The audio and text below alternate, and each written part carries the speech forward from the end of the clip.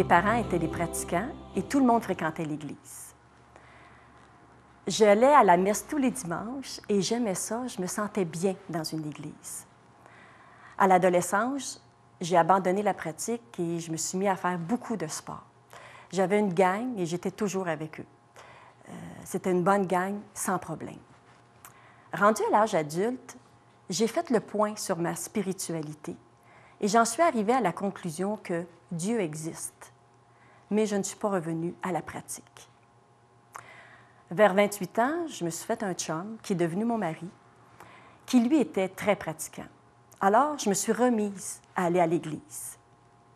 À cette même période, ma meilleure amie est devenue chrétienne et à chaque fois qu'on se rencontrait, elle me parlait du salut en Jésus-Christ.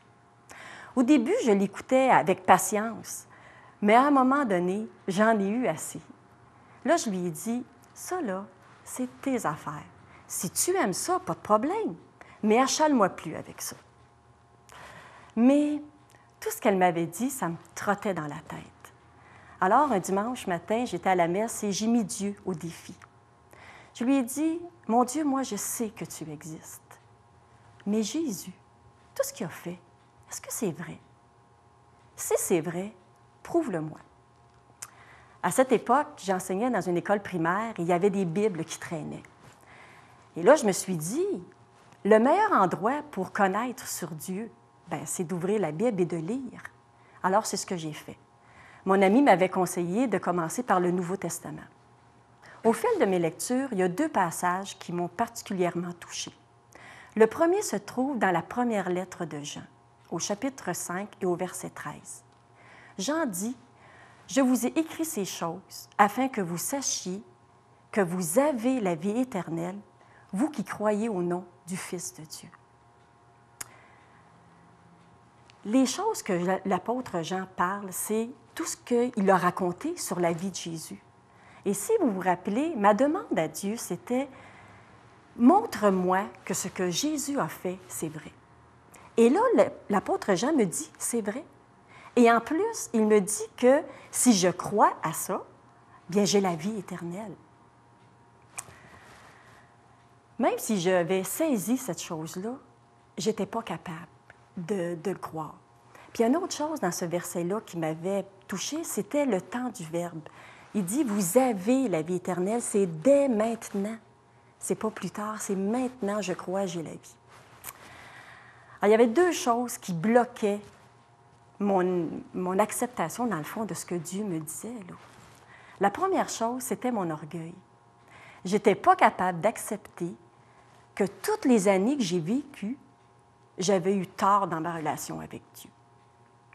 Et la deuxième chose qui me bloquait, c'est que moi, je voulais une preuve que c'est vrai, tout ce qui était écrit.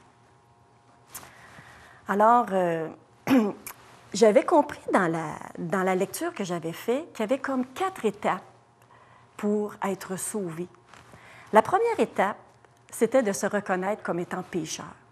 Et ça, je n'avais pas de problème avec ça parce que je suis loin d'être parfaite. Vous avez juste à en parler à mes enfants. La deuxième chose, c'était que par moi-même, je n'étais pas capable d'arriver à la perfection et à être digne de Dieu.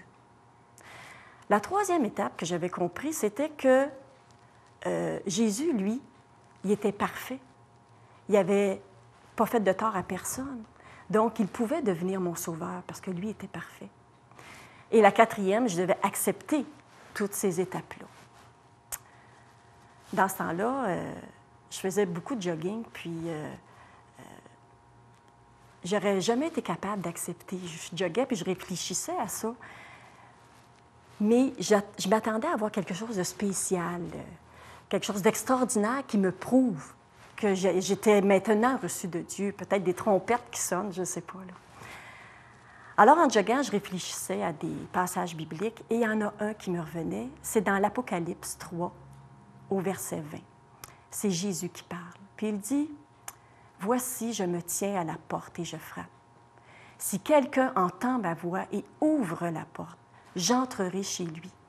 Je souperai avec lui et lui avec moi. » Et ça, là, ça me parle de la simplicité du salut en Jésus-Christ. C'est simple, on n'a qu'à dire, oui, Jésus entre et il est là.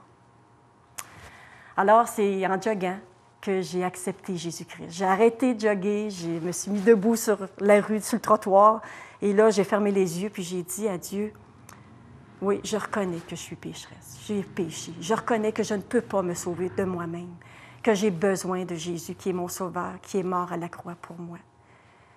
Et qu'en acceptant ce Jésus, j'avais dès maintenant, là, debout sur le trottoir, la vie éternelle en Jésus-Christ. Alors, depuis ce temps-là, ce que je trouve le plus extraordinaire avec ma relation avec Dieu, c'est la paix qu'il me donne. Je sais que si je meurs aujourd'hui, je vais me retrouver avec Dieu pour un bonheur total et éternel.